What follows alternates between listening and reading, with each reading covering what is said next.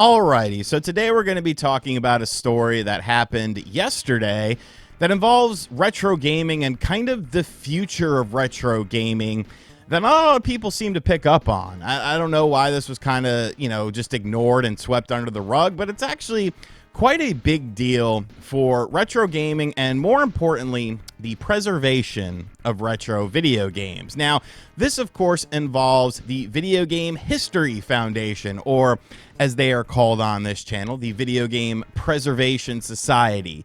Now, yes, I make jokes about them, and I'll kind of explain why in a little bit why, I make jokes about them. But in theory, the Video Game History Foundation is actually something I think is good. I think is cool. Video games, when video games first started out, I don't think anyone anticipated it would become what it has become in the modern era. The culture tied in with it, the monumental impact on society that video games have had. So when we talk about the history of video games, the older years of video games, from not only just a game perspective, but from, publications covering it, TV, news articles and stuff like that, going to these high score competitions. I honestly don't think anyone thought it would be what it's become. So preserving its history is something that is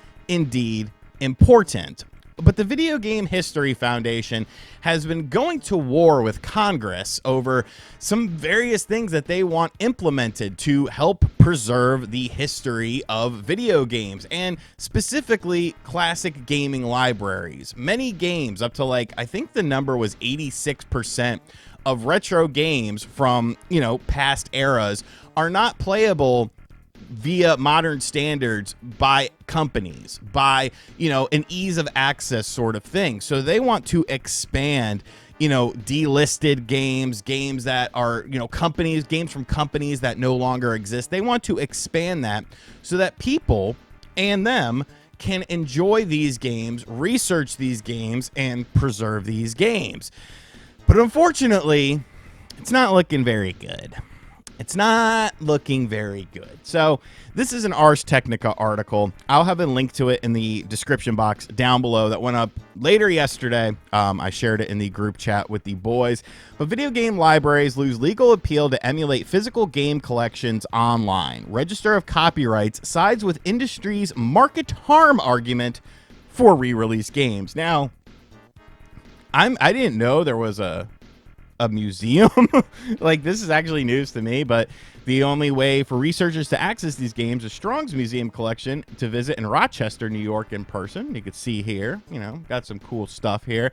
So earlier this year, we reported on the video game archivist asking for legal DMCA exemption to share internet accessible emulated versions of their physical game collections with researchers. So basically being able to legally, and that's a term we're going to use throughout this video, share these collections with researchers, which kind of raises a little bit of a question, but with researchers in order for them to, do what they do, research. Today, the U.S. Copyright Office announced once again that it was denying that request, forcing researchers to travel to far-flung collections for access to the often rare physical copies of the games they're seeking.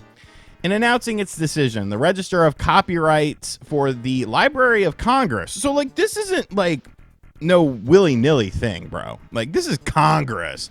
This is government, which, that's always a problem. You want less government. You don't want more government, kids. Sided with the ESA and others who argue that the proposed remote access could serve as a legal loophole for a free-to-access online arcade that could harm the market for classic game re-releases. This argument resonated with the Copyright Office despite a Video Game History Foundation study that 87% of these older game titles are currently out of print, which is kind of what we mentioned before. And then they go on to say here, the Register themselves, while proponents are correct that some older games will not have a reissue market, they concede that there is a healthy market for other reissued games, and that the industry has been making concerted efforts to reissue games. Further, while the Register appreciates that the proponents have suggested broad safeguards that could deter recreational uses of video games in some cases, she believes that such requirements are not specific enough to conclude that they would prevent market harms. So, this is actually something very interesting to me, is that Congress is essentially siding with the greedy video game companies that don't re-release their games because there's the potential to cause harm. Cause harm to what? Their business? So the business aspect is more important than the archival aspect, than the research aspect, than any other sort of aspect. You know, it always comes back to money. And look, I love money. Let's not get that, misconstrued. RGT loves those greenbacks.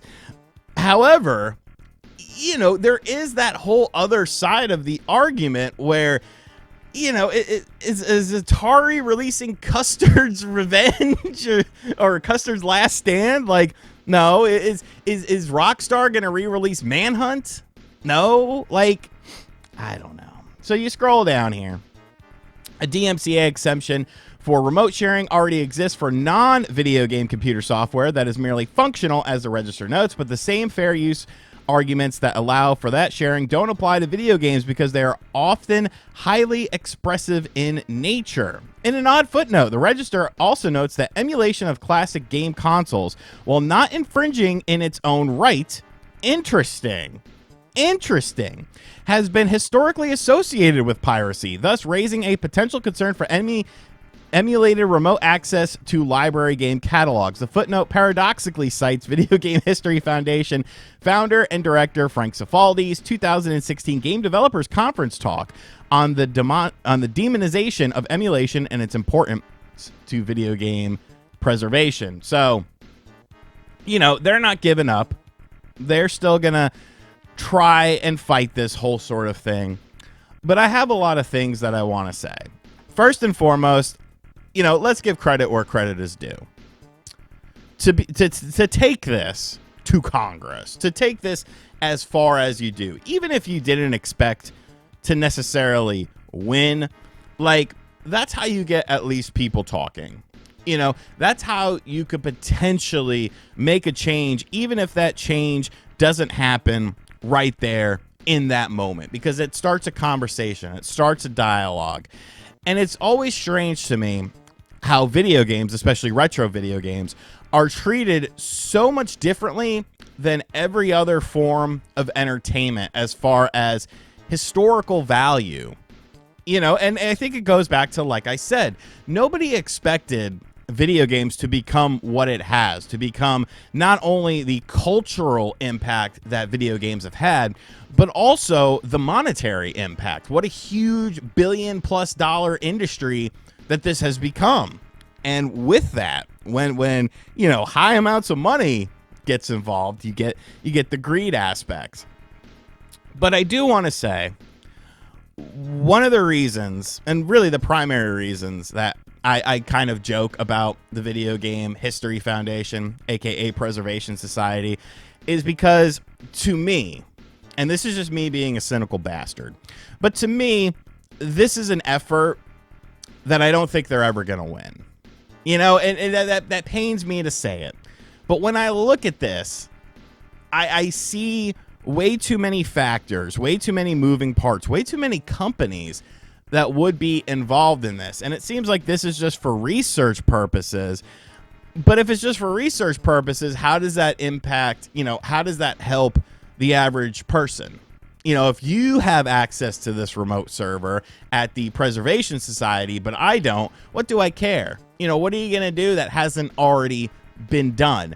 I feel like it's a very important cause, but I feel like it's just such a big undertaking, and there's so many moving parts, so many different companies, so many, people that own copyrights and stuff like that, people that probably didn't re-up the copyrights and stuff. Like, it just doesn't ever seem feasible to me. And that's why I preach about emulation and emulation devices and EverDrives and things like archive.org and these crazy hard drives that I get or that I buy or something like that, and these retro gaming handhelds, because that to me is the real preservation, because it's deemed illegal according to Congress. But you know what? It gets results. It allows you to have access to all of these games and all of these archives and stuff like that. And, if you're emulating stuff, I mean, is that a one-to-one replication of the original game? Where do you draw the line with that? It's almost like to me, it's a situation where you got to do what you got to do. If you want to play these classic games. And to be fair, I do not understand how Congress can sit there and say that it would invoke piracy. How do you steal something that isn't sold? I do not understand that. I do not understand how you steal something that isn't sold by a company to where they make money on it. Like if I buy, if I take, RC Pro-Am on the NES and I emulate that game, who cares? Who cares? Nobody's benefiting from that. It's not available to be purchased on anything. You can say, well, maybe in the future they'll do it. Well, if that's how you got to get companies to get off their ass to re-release their stuff, then so be it. But still, I think it's a good cause. And on paper, I do think that it would be a great thing. I am just someone that's kind of a realistic person in this situation. And there's just too much money. There's too much greed. There's too many moving parts for this to ever be a true reality. So I hope that they keep fighting, though, because, this encourages conversations at least to be happen. And I hope that really, because to me, I feel like they should be focusing more so on the efforts of, preserving things like magazines, preserving things like, rare, pre-production copies of games and, canceled games that get, a developer's cartridge out there or something like that. Like that to me seems like a more worthwhile thing, because that's something tangible. That's something you can actually do. But maybe I'm just a pessimist. Maybe you believe that they can make the change. And, in the same breath, like, you do have to throw these questions out there and you do have to try and fight to get results. I just feel like, there's so many facets, because it's not just Congress. It's the companies themselves, the copyright holders themselves, that are going to try and squash you like a bug. But I don't know, man. Let me know what you think of this in the comments section down below, though. Because it's a very interesting topic, but that's why I always preach to you, like, if you want to play, a certain game and you can't get it anywhere else, what are you supposed to do? Spend hundreds of dollars, thousands of dollars buying the game physically and then buying the hardware and then figuring out a way to play it on an HD TV? Or do you just do what everyone does? Let me know in the comment section down below. And as always, guys, thank you for checking out this video. If you are new to the channel, be sure to hit that subscribe button, like, comment, and share. Give me your thoughts in the comment section down below. And as always, I'll catch you guys on the next video. Later.